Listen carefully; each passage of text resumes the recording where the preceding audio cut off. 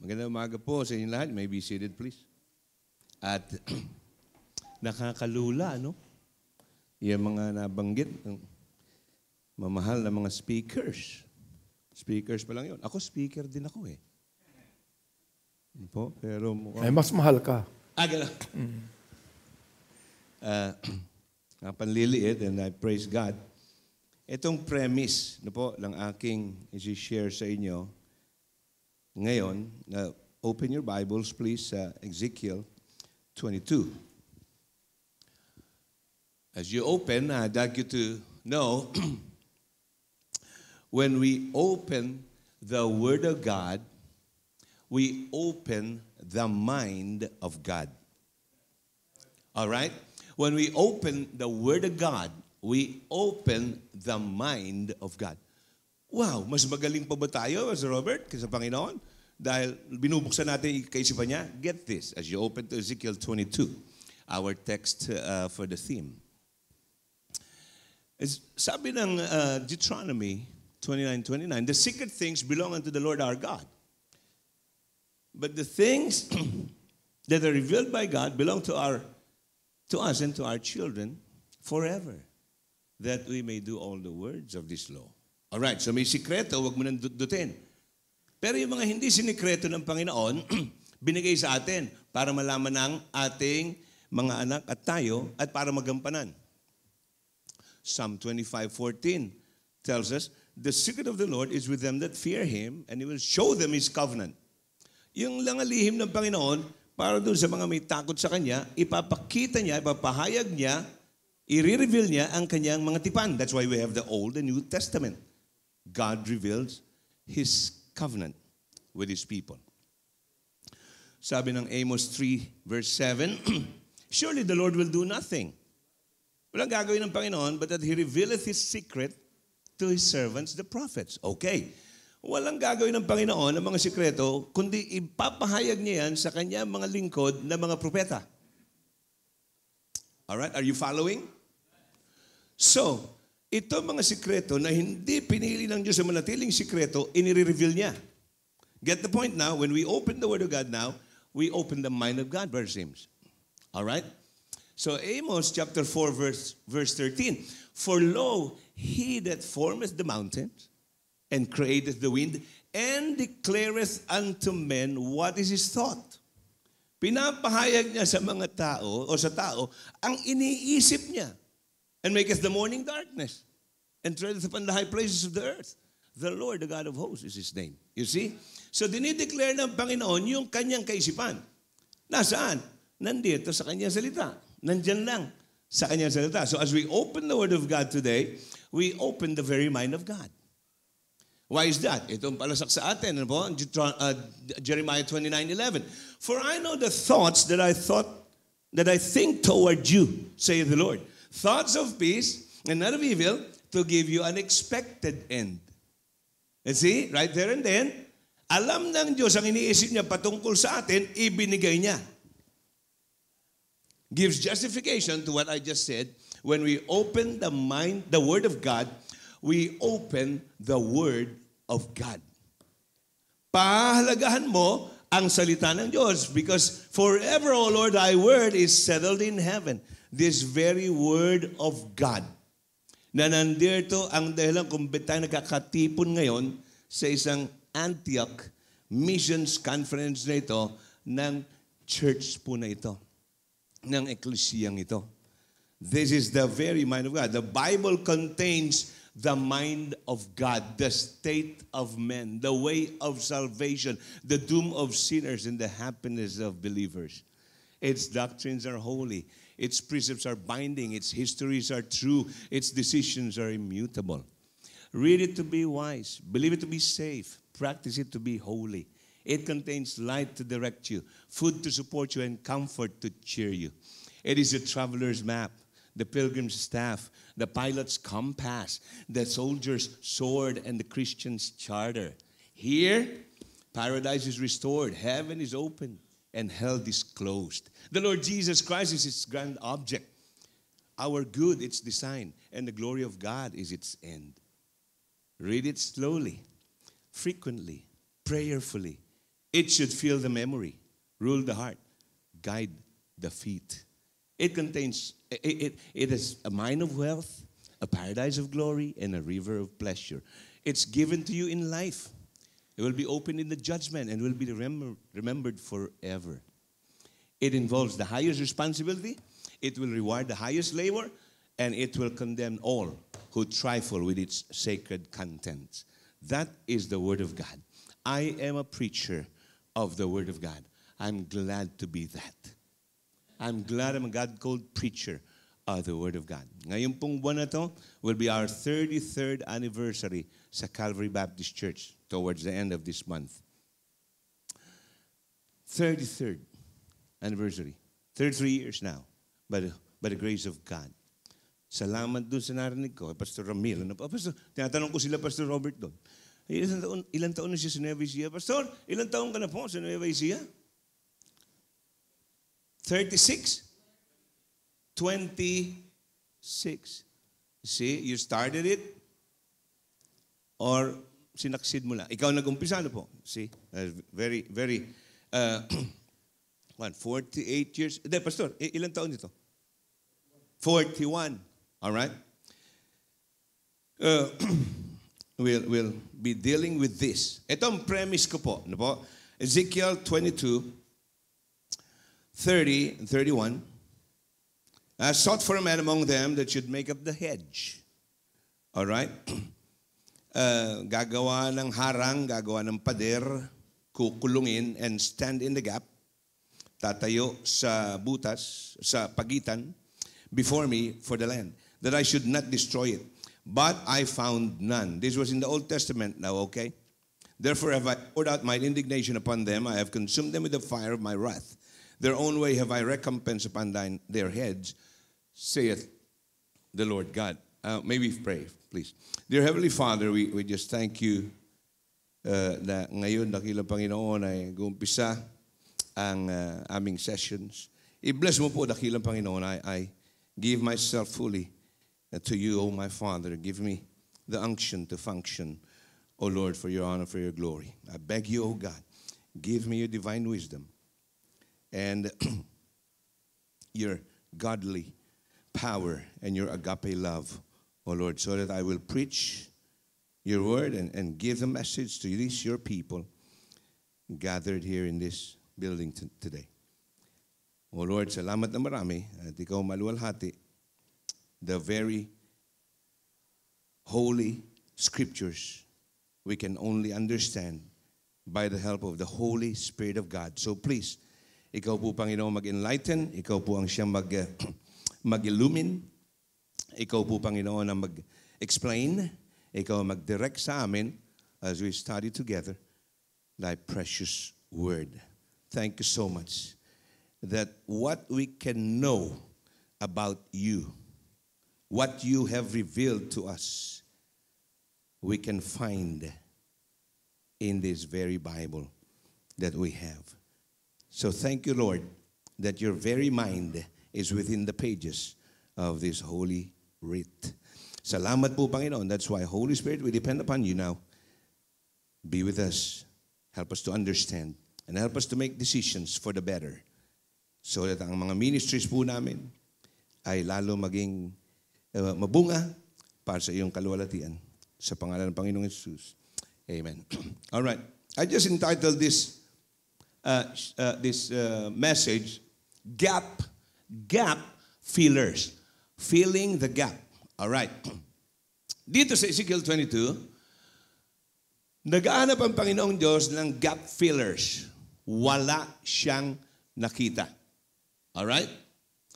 This was a long time ago. Ngayon, mga kapatid, ito ang atin pong pundasyon ng mensahe ngayon. Alright? Si Pastor Ramil, bagong-bago, nagsisisigaw no? Sabi nila doon, naku Pastor, baka mabasag yung salamin nakabasag na ako Pastor rito nung isang pulpit ninyo yung fiberglass noon, years ago. Di ba?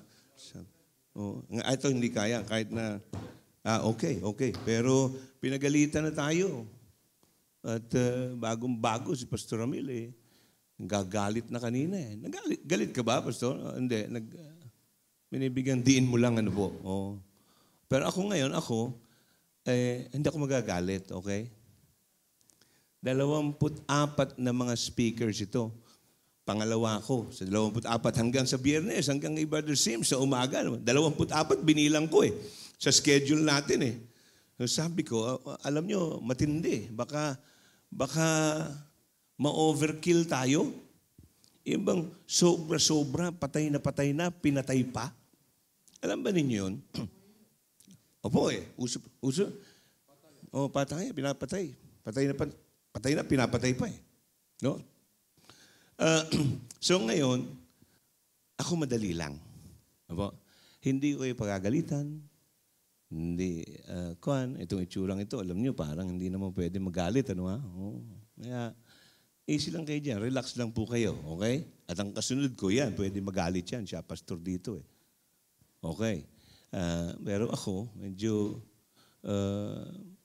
kwentuhan lang tayong konti. Kwento lang. Amen? So ito lang ang premise ko, mga kapatid. Dito, walang nakita.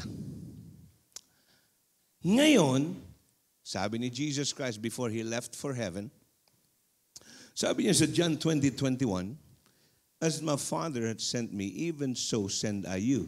Ngayon, meron ng mga sinend ang Panginoon. Alright, ano itong Antioch Conference na ito? Example sa Book of Acts, para makita nyo, this is a missions conference. Kasi example ng church sa Antioch na nag-send out ng mga missionaries. Okay. So, enough of that. Pero gusto ko lang sabihin sa atin ngayon, mga kapatid, ito.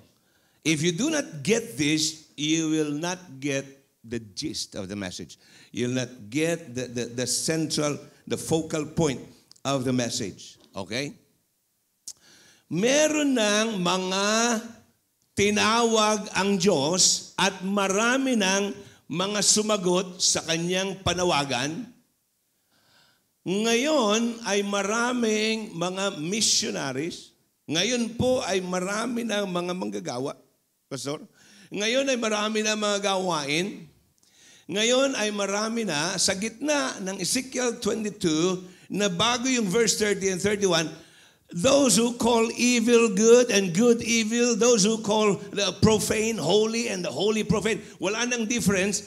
Ngayon, andito tayo sa ganito pagkakataon, Pastor Ellery, binabaligtad na. Ngayon, ang new normal is the abnormal. Ang new normal ngayon, ang standard ngayon, ay yung mali. But we have answered the call. Marami na tayo, and I'm addressing this audience now, you, one way or another, and I, speaking in front of you now, Pastor Benny behind me here, we have answered the call. Brethren, we don't have a shortage of gap fillers. But understand me now, what we have are gap fillers short of age. Not a shortage, but short of age. What do I mean? Short of maturity. Hindi mature, immature ka. Pero, gap filler ka. Okay.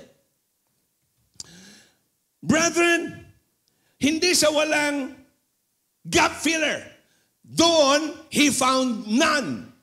Ngayon, there are so many. It's not that there is none, but that many gap fillers are good for nothing. Hindi sa wala kundi meron pero walang kwenta. Ang mga gap fillers ngayon. And I hope you who are looking at me now, you're not the one. But if perchance, baka may pagkukulang, atin po itong pag-usapan. It is not that there are no missionaries. It is that there are many mercenaries. Ano mo ba yung mercenaries? Upahan, bayaran, espiya o kaya taksil. Doon sa pagkatawag sa kanya bilang sundalo, nung bansang yon, lumilipat sa iba. Mercenaries. Okay. Having said that premise, therefore, Ang pag-uusapan natin dito is how nabanggit na ni Pastor Ramil ang ilang mga points. Naumpisahan na ni Pastor Benny ngayon. Sabi niya, tutuloy na lang niya. Okay. So sige, Pastor. Sapagkat ito ay talagang kailangan.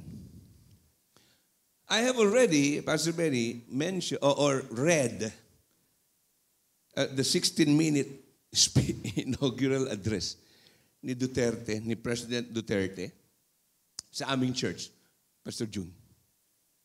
3 beses na. You know, I'm becoming slowly a fan of our new president. You know, kapag ka ikaw ay medyo hahanap-hanapin mo mga prints, ang ilang mga articles patungkol sa kanya, you read why is he like this? You begin to rally behind him somehow, no? At maunawaan mo kanyang advocacy. No? Meron silang resemblance, may pareho sila ni Abraham Lincoln. Si Abraham, in fact, sa isang dyaryo, meron siyang post si President Duterte na nakaganon. May kuha rin si Abraham Lincoln na nakaganto. Parehong-pareho. Hindi retouched yun, ha? Pareho-pareho. That was in the 1800s, ha? So pareho. 16th president, si Abraham Lincoln. 16th president din, si President Duterte. Mm-hmm. Well, magkapareho, no, ha? Okay, mama's boy itong si President Duterte. Ang laki rin ng influence ng nanay ni Abraham Lincoln sa kanya. Nancy Hanks. Po? Nancy Hanks, ang nanay niya. Opo. So, ang daming pagkakapareho. Si Abraham Lincoln, pinatay. Papatayin din siya. Abangan. No?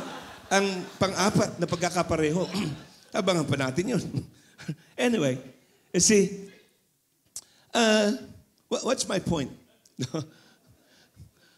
Hindi nyo maintindihan siguro, you get close to this man, as I have. Kanina, unang bati niya sa akin, after he talked over the phone with someone. I mean, how are you, my friend? I hugged him. Sabi ko, Pastor, naliliit ako. Salamat sapagkat ako ay kinoconsider mong kaibigan mo. I treasure that, Pastor. Hugged him. I love you. When you get to know this man, you'll get to understand his heart, why he speaks like this. No? Isipin mo ito, sabihin nyo, nung nagmi-meeting kami mga speakers the other week, sabi ko kayo, Sister Rhoda, ano ba itong ating pag-uusapan dyan? Missions conference ito, Pastor. Okay. Ano ba gagawin ko kaya doon? No? Sabi niya sa akin, bulong ni Sister Rhoda, ang aming pong eklesiya is giving, on the average, 12 million pesos a month to missions. Excuse me, a year. Thank you. A year to missions, Pastor Nem. Ha? Sabi ko. Tapos magre-reklamo ka. No? Meron siyang ganung maganda sasakyan na dapat ibigay sa misyon. Tapos magpipintasan mo ito mga state of the art dito. Ang mga gawain na sasabihin mo, ibigay sa misyon. Nakukuha po ba ninyo, mga kapatid? Hindi pa ninyo alam eh. Hindi nyo alam kung gaano. So, sabi ko, ano kaya gagawin ko dun? Ano ipipreach ko? So, I started. Pipitsugin kami. Ang liit-liit namin doon sa Dasmariñas. From January this year to June, sabi ko, magkano ito? 740,000, 6 months given to missions. Naku, ano? So, we would average on a given month, siguro itong year na itong highest, because si Pastor Benny ay nagsalita sa amin in January about giving. See? Napakalaking influence sa aking buhay. Nakikinig po ba kayo? Alam niyo itong conference ito, pinag-imbita ko sa lahat ng kakilala ko eh. Karamihan tumanggi. Ayaw nila rito. Ayaw nila. Well, like begets like. Okay? Ang kauri mo talaga, gustuhin mo yan. Alright? Jeremiah 5:5. I will get me unto the great men and will speak with them, for they have known the way of the Lord and the judgments of their God. Tumuto ka dyan. Dumikit ka doon sa mga yan.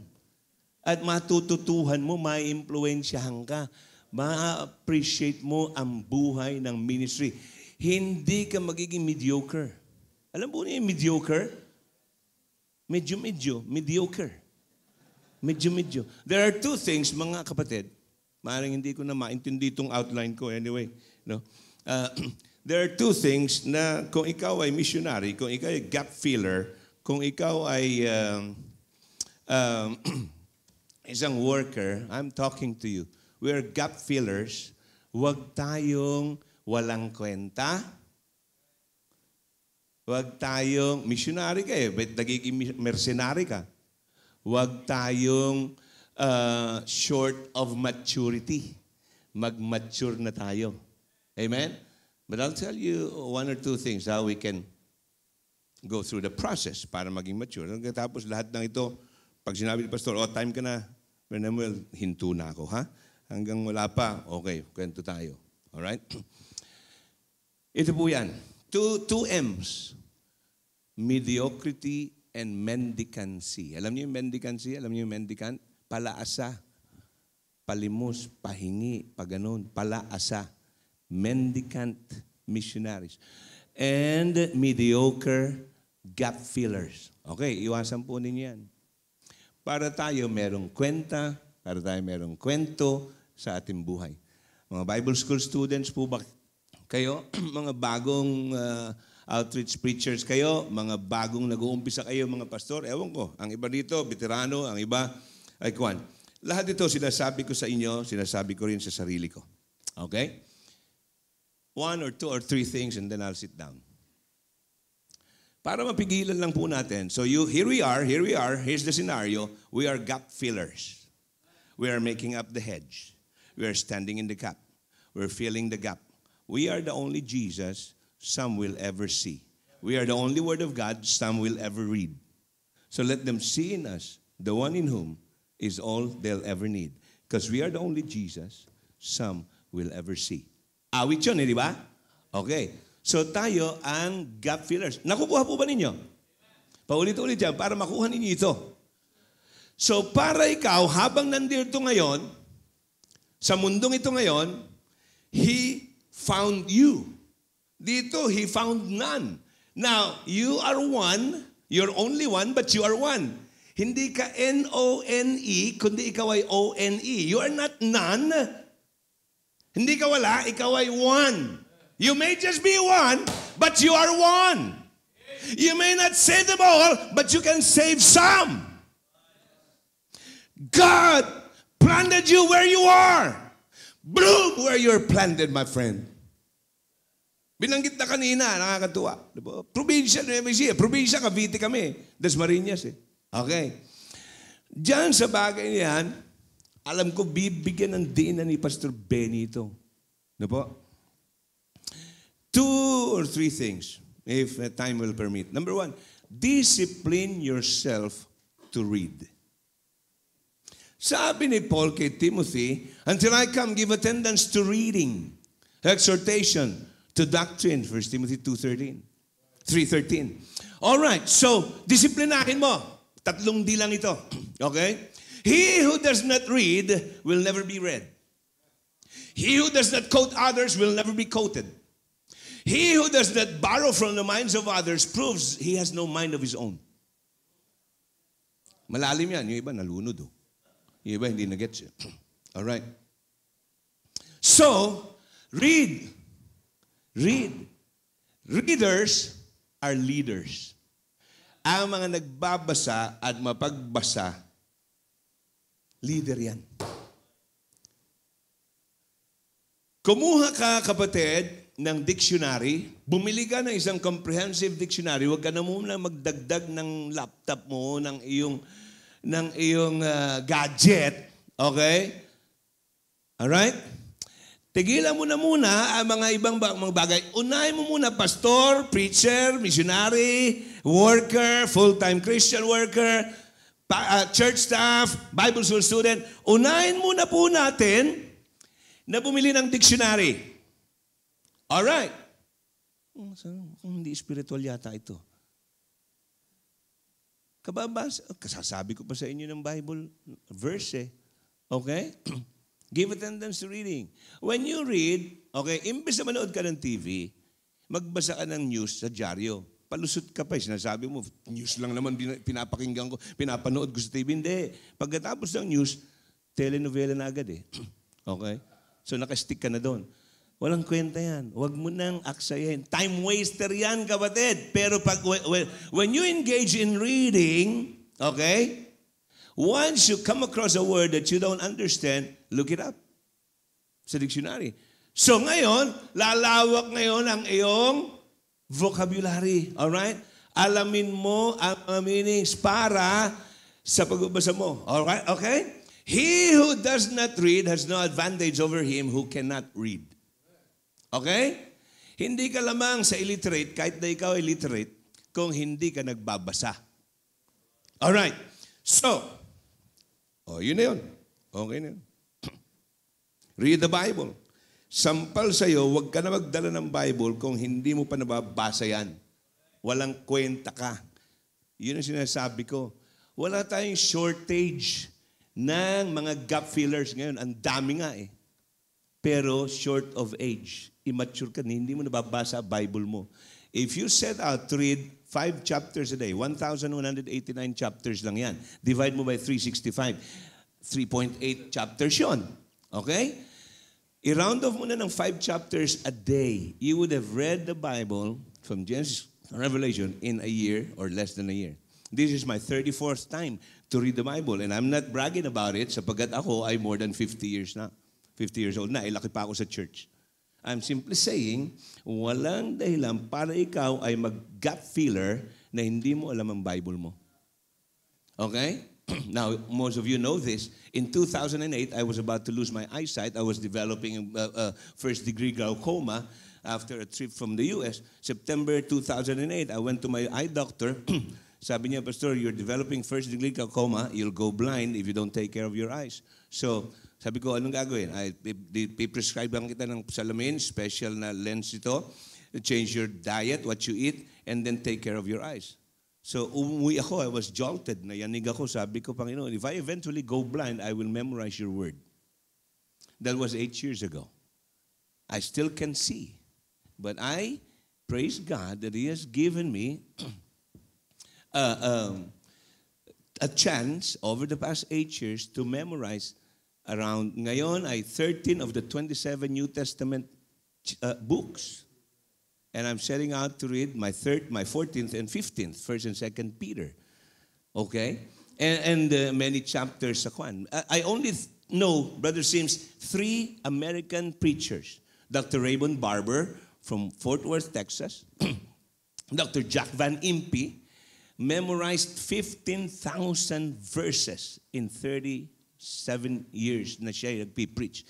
And then Dr. Ron Comfort memorized a lot of books in the Bible. Why? They engage in reading. Nais kong sabihin ito'y binibigay diin ko po sa bawat sa atin dito. Wala kang kwentang gap filler if you don't even know the Word of God, whom you will give to people that you will fill with, that you will hedge the gap about, that you will lead to the Lord Jesus Christ. Are you with me? All right. Siguro malapit na time ko, no? Ha? Number 2, sabi ni Paul, I magnify mine office. Pinalalaki ko ang opisyo ko. Kahit na siya ay maliit, alam natin, bansot si Paul. No? At hindi maganda itsura ni Paul. Alright? Pero sabi niya, I magnify mine office. So, second D, dress up for God. Ayusin mo, pananamit mo. Mga taga-probinsya, sabihin po ninyo, huwag kayo makikipag-usap sa mga miyembro nyo kung ang inyong office ay nasa bahay nyo lang, which happened to me in the early days of our ministry sa Dasmariñas. I have never talked to a member na naka-shorts ako o nakasando. Never do that. That's rudeness. Kabastusan yan sa iyong opisyo bilang pastor. Bilang manggagawa ng Panginoon. Tumahimik, mukhang maraming ganun. Bahay lang to, pastor. Tingnan nyo, sa probinsya po kami. Kayo ba ay nakakita na mga Mormon sa probinsya? Iglesia ni Manalo sa probinsya? Gano'n sila susuot? Paano sila nagsusuot ng kanila? Ba, lahat yan naka-Amerikana yan. Lahat yan naka-long sleeve na barong yan. Hello? Sa demonyo yan, ha? Kulto yan, ha? Eh, ikaw. Yung iba nakasulyo pa eh. Humaharap sa kanilang mga members eh. Dress up for God. Ano po? Tingnan mo. People judge you by three things. How you look, how you talk, how you act. Many times, hindi nila marinig kayo magsalita, hindi nila makikitang umuarte ka, pero nakita ka nila by your mere looks, by your mere appearance. Okay? That's why, hindi nila ma-observe kung paano ka umarte, hindi nila marinig kung paano ka magsalita, pero nakita ka nila. So, first impressions last.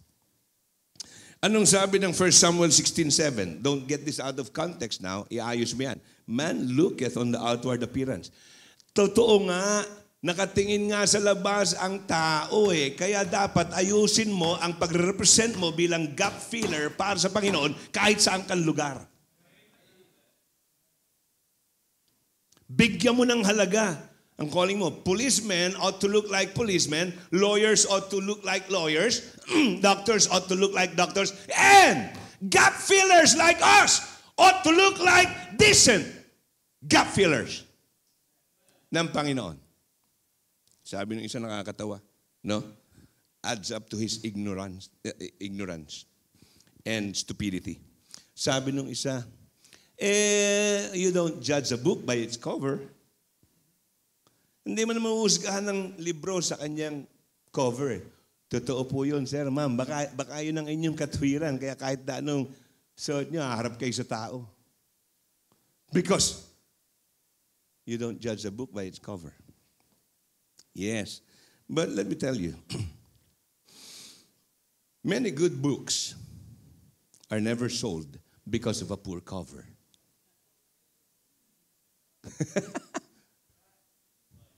Let that sink in. Ano po? Marami magagandang libro, nilangaw. Kasi pangit ang cover eh. And many not so good books make it to the bestsellers because of an attractive cover. Just a thought, no? Ha? Okay. Kayo na bahala dyan. Okay. Number 3, and the last, decide to be the best. Jesus on planet Earth. Decide to be the best. Gap filler on planet Earth. Good, better, best. Never let it rest until your good is better and your better is best. Okay? Ang isang magaling na sculptor, nasa isang mall siya, i-unveil yung kanyang masterpiece. No? I-unveil sa harapan ng publiko. So, andyan lahat ng media, andyan mga photographers, i-cover yung event. Talagang kilalang sculptor. In-unveil na, binuksan na. Wow! Ito, ganda! No? So, sabi nung nag-interview, Mr. Sculptor, would you consider this your masterpiece? What is your masterpiece? Among the many sculptor pieces you've done, what would you regard as your masterpiece? To which the sculptor said, the next one. The next one. Yung susunod. No, he never stopped excelling. He never stopped doing his best. Good, better, best. Never let it rest until your good is better and your better is best. Masyado tayong, there is a famine of the best gap fillers in the Christian world today. Even sa ating mga Baptist, sa ating mga tunay na mananampalataya, I lament the fact, mga kapatid, tumatagay ako, nananangis ako, bakit ganito? Yun na nga sinasabi ni Pastor Benny, hindi on time, lousy. Meron mang gusto mag-special number? Pampihira. Gawin mo rito yan. Yung mga iba naka-attend ako sa mga probinsya, Pastor eh. No? Ano ba gusto niyong awitin? Sino ba mag-special number? Walang tutugtog. Paano ka? Samantala, mga kulto, handang-handa. A man can be a success in any honest endeavor if he masters his trade. Pray about what you should do with your life. Ikaw, tapatawing-tawing ka ba? Urong-sulong ka ba? Talaga bang decided ka na to be a full-time worker, to be a gap filler ngayong panahong ito? Nasumpungan ka na ng Panginoon. Hindi na none. Meron ka ng one. You are one in your own right. Oh, I hope you get this. Isa ka na na sumagot sa tawag Sa Ezekiel 22, walang makita. Ikaw sumagot ka na. Alright. Pero anong klase ka? Mediocre, medyo-medyo, mendicant, paasa-asa. No. No? Pray about what you should do with your life. Once you feel that God has led you to some definite endeavor, give your life to it. If you aim at nothing, you are bound to hit it. Subukan mo, pumunterya ka sa wala, tatamaan mo yan all the time. Hindi makuha yung mga... Alright? So, sabi nung isang pastor, he was talking with one of the wealthiest men in business sa kanilang bansa. Sabi niya, how are you able to amass all of this wealth to yourself? Sabi niya, you've got a long line of products that really rake in a lot of money. Paano mo ito nagagawa? Business world lang to Sabi itong mayaman ito, this is a wise axiom para sa ating mga nasa ministry. No, money, getting money, having money is never my aim. In my business over the years, I just set out to have a better product and the money followed suit. Huwag ka masyado mag-alala ha. Ano po? Hindi naman ito pinanaginip ni Pastor Benny years and years ago kami rin po doon sa Dasmariñas. Ano po? Nakakatuwa. Pastor Ramil, ask all of these people, those who are serious gap fillers, those who really know they have answered the call of God and they set out so seriously upon doing their best, expanding themselves. Expanding and extending, stretching out, not just within their limits, but beyond their limits. That's what I want you to know this morning, mga kapatid.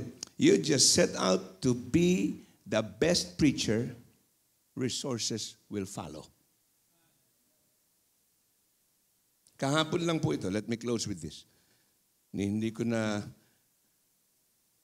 dyaryo po ito. Kahapon lang to. No? If you will indulge with me just for a few minutes, Pastor, at ituloy mo na.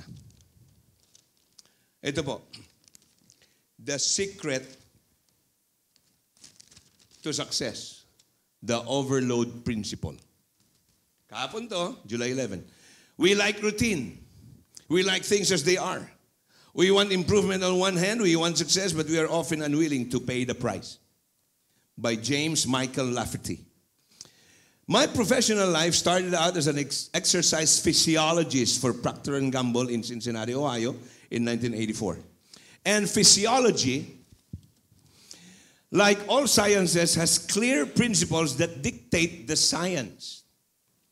On day one, hour one of any physiology course, the student will learn about the most important principle of human physiology. It's called the overload principle. Overload principle. Here is how the dictionary defines overload principle. In order for a muscle, including the heart, to increase strength, it must be gradually stressed by working against a load greater than it is used to. Punuan mo. More and more. Dagdagan mo. Tayo ngayon, less and less. Ayaw natin. The most afflicting thing in the world is never to be afflicted. Get that. Ang pinakamasakit na bagay sa mundo ay yung hindi ka masaktan. The motto of the Marines, pain is weakness leaving the body. Ayaw masaktan ng marami dito eh. Ayaw makadinig ng masakit na comment ng mga miyembro. You're treading so cautiously. Masyado kang cautious, wala kang magawa. Alright? So ang isang secret sa overload principle na ito, gradually increase the load of your body. Once you understand and internalize this, you can reach for the stars. So many people get up, do the same run or the same weight machines day after day, year after year. And they get frustrated because they don't improve. Well, it's clear why. Once the body has adjusted to a certain level of stress, it stops improving. Kaya wala nang success dun sa iyong Bible study, hindi mo na binibigyan ng trabaho. Kaya walang naiipon ng mga tao. Wala, tumitigil ka eh. Alright? So yun, overload principle applies to all of us if we want to be the great gap fillers God made us to be in the first place. If you want to get better, you have to stress the muscles more. Stress the cardiovascular system. Ask it to do more than it is used to. And then the body will adapt down to a cellular level so that it's ready the next time you ask it to perform at that level. That's the overload principle. To grow, we must overload the body. Yun pala. Kaya 20 anyos ka niya, dyan sa iyong gawain, walang anumang asenso. Tapos pupunta ka sa ganitong gawain, maiinggit ka. Mamimintas ka. Ano po? Hindi mo alam kung paano nangyayaring ganito. Alright?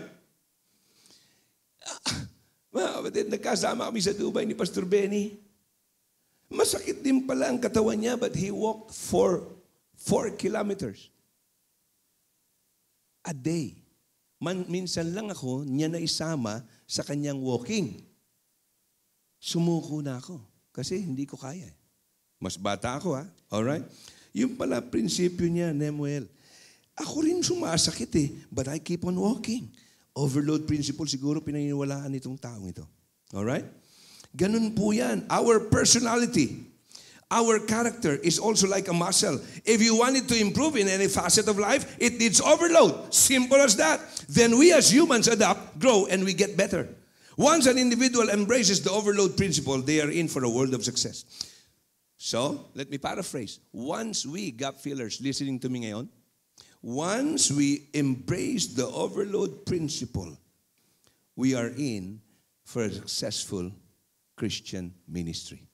Kahit saan tayo, kahit saan, probinsya man yan, kahit sa siyudad man yan, kahit saan yan, ibibigay ng Panginoon more than you could ever imagine. But it's hard work. Trabaho kasi yan eh. It's difficult, yet conscious choice because most of us love to be comfortable. Nandun tayo sa comfort zone natin. We don't want the overload principle. We like routine. No, ganito-ganito na lang. We like things as they are. We want improvement on one hand, we want success, but we are often unwilling to pay the price. We want it all. We want to take it easy, be comfortable, and yet we want to have all the success in life. Hindi nangyayari po yun eh. No?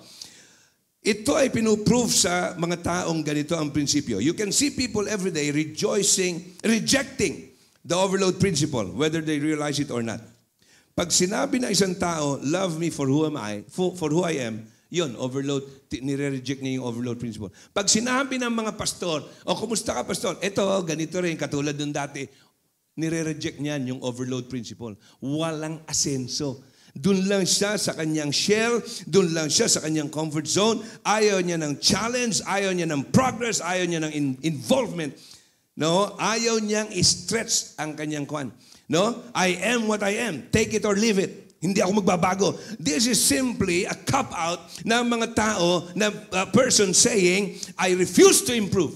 I refuse to get better. I refuse to be pushed or challenged to improve myself. What you see is all I am ever going to be. Hindi ka na makakaasa sa akin ng asenso. Pagka ganyan, layuan mo yan. No? So meron dito mga sinabi, huwag kang sumama sa mga ganyang uri ng tao. No? Yung mga taong yan, they are so miserable in their life. And so, Bahala ka na po, Pastor. Diyan, I'm done. Kahit na siguro may ilang pang minuto ko, ayos na. Ngayon lang yata on record na ako'y napaikli ah. Okay? Hindi rin yata. So, amen. Amen. Thank you.